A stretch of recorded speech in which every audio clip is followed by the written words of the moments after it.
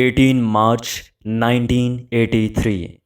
At the bird feeder, there were a dozen or more birds chirping away, pecking at the grains, struggling, fighting each other, and when another bigger bird came, they all fluttered away. When the big bird left, they all came back, chattering, quarreling, chirping, making quite a lot of noise. Presently, a cat went by and there was a flurry, a screeching, and a great to do. The cat was chased away. It was one of those wild cats, not a pet cat. There are a great many of those wild ones around here, of different sizes, shapes, and colors. At the feeder, all day long, there were birds, little ones and big ones, and then a blue jay came scolding everybody, the whole universe, and chased the other birds away, or rather, they left when it came. They were very watchful for cats, and as the evening drew close, all the birds went away, and there was silence, quiet peace. The cats came and went, but there were no birds. That morning, the clouds were full of light, and there was promise in the air of more rain. For the past few weeks, it had been raining. There is an artificial lake, and its waters were right to the top. All the green leaves and the shrubs and the tall trees were waiting for the sun, which hadn't appeared. Bright as the California sun is, it had not shown its face for many a day. One wonders what is the future of mankind, the future of all those children you see shouting, playing, such happy, gentle, nice faces. What is their future? The future is what we are now. This has been so historically for many thousands of years, the living and dying, and all the trivial of our lives. We don't seem to pay much attention to the future. You see on television endless entertainment from morning until late in the night. The children are entertained, the commercials all sustain the feeling that you are being entertained. And this is happening practically all over the world. What will be the future of these children? There is the entertainment of sport, 30, 40,000 people watching a few people in the arena and shouting themselves hoarse. And you also go and watch some ceremony being performed in a great cathedral, some ritual, and that too is a form of entertainment.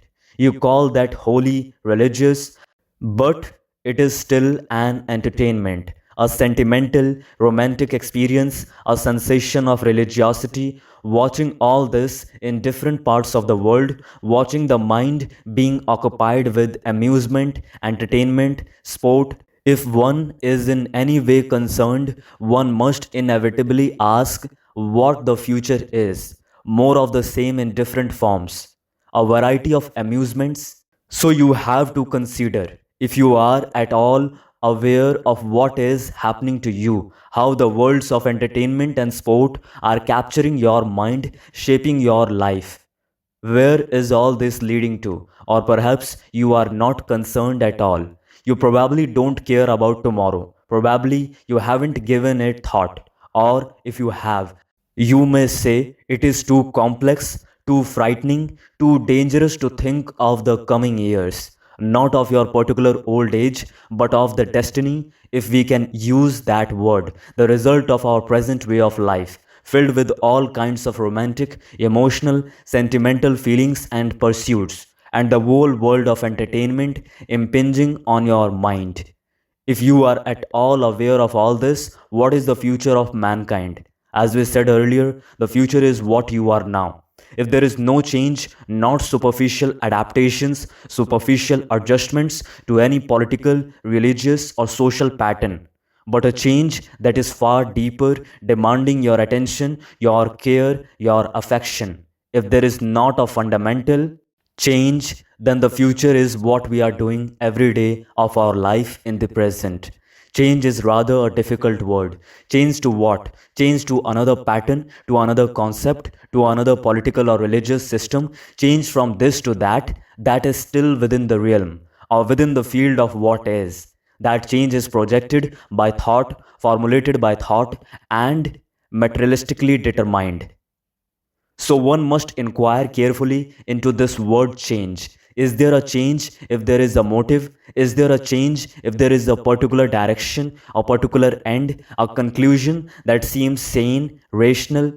Perhaps a better phrase is the ending of what is. The ending. Not the moment of what is to what should be. That is not change. But the ending, the cessation, the what is the right word. I think ending is a good word, so let's stick to that. The ending. But if the ending has a motive, a purpose, is a matter of decision, then it is merely a change from this to that. The word decision implies the action of will.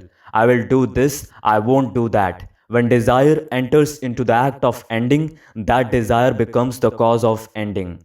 Where there is a cause, there is a motive, and so there is no real ending at all. The 20th century has had a tremendous lot of changes produced by two devastating wars and dialectical materialism and the skepticism of religious beliefs, activities, and rituals, and so on. Apart from the technological world, which has brought about a great many changes, and there will be further changes when the computer is fully developed. You are just at the beginning of it. When the computer takes over, what is going to happen to our human minds? That is a different question which we should go into another time. When the entertainment industry takes over, as it is gradually doing now, when the young people, the students, the children are constantly instigated to pleasure, to fancy, to romantic sensuality, the words restraint and austerity are pushed away, never even given a thought. The austerity of the monks, the sannyasis who deny the world, who clothe their bodies with some kind of uniform or just a cloth. This denial of the material world is surely not austerity. You probably won't even listen to what the implications of austerity are. When you have been brought up from childhood to amuse yourself and to escape from yourself through entertainment, religious or otherwise, and when most of the psychologists say that you must express everything you feel and that any form of holding back or restraint is detrimental, leading to various forms of neuroticism. You naturally enter more and more into the world of sport, amusement, entertainment, all helping you to escape from what you are. The understanding of the nature of what you are without any distortions, without any bias, without any reactions to what you discover you are is the beginning of austerity. The watching, the awareness of every thought, every feeling, not to restrain it, not to control it, but to watch it like watching a bird in flight, without any of your own prejudices and distortions. That watching brings about an extraordinary sense of austerity that goes beyond all restraint, all the fooling around with oneself, and all this idea of self improvement, self fulfillment. That is all rather childish. In this watching, there is great freedom, and in that freedom, there is the sense of the dignity of austerity. But if you said all this to a modern group of students or children, they would probably look out of the window in boredom because this world is bent on its own pursuit of pleasure. A large fawn colored squirrel came down the tree and went up to the feeder, nibbled at a few grains, sat there on top of it, looked around with its large, beady eyes, its tail up, curved, a marvelous thing. It sat there for a moment or so, came down, went along the few rocks, and then dashed to the tree and up, and disappeared. It appears that man has always escaped from himself, from what he is, from where he is going, from what all this is about the universe, our daily life, the dying, and the beginning. It is strange that we never realize that however much we may escape from ourselves, however much we may wander away consciously, deliberately, or unconsciously, subtly, the conflict, the pleasure, the pain, the fear, and so on are always there. They ultimately dominate. You may try to suppress them, you may try to put them away deliberately with an act of will, but they surface again. And pleasure is one of the factors that predominate. It too has the same conflicts, the same pain, the same boredom. The weariness of pleasure and the fretting is part of this turmoil of our life. You can't escape it, my friend. You can't escape from this deep, unfathomed turmoil unless you really give thought to it. Not only give thought, but see by careful attention, diligent watching, the whole movement of thought and the self. You may say all this too tiresome, perhaps unnecessary, but if you do not pay attention to this, give heed. The future is not only going to be more destructive, more intolerable, but without much significance.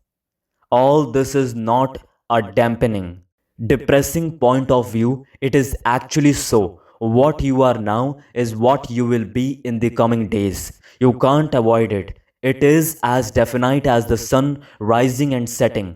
This is the share of all man, of all humanity, unless we all change. Each one of us change to something that is not projected by thought.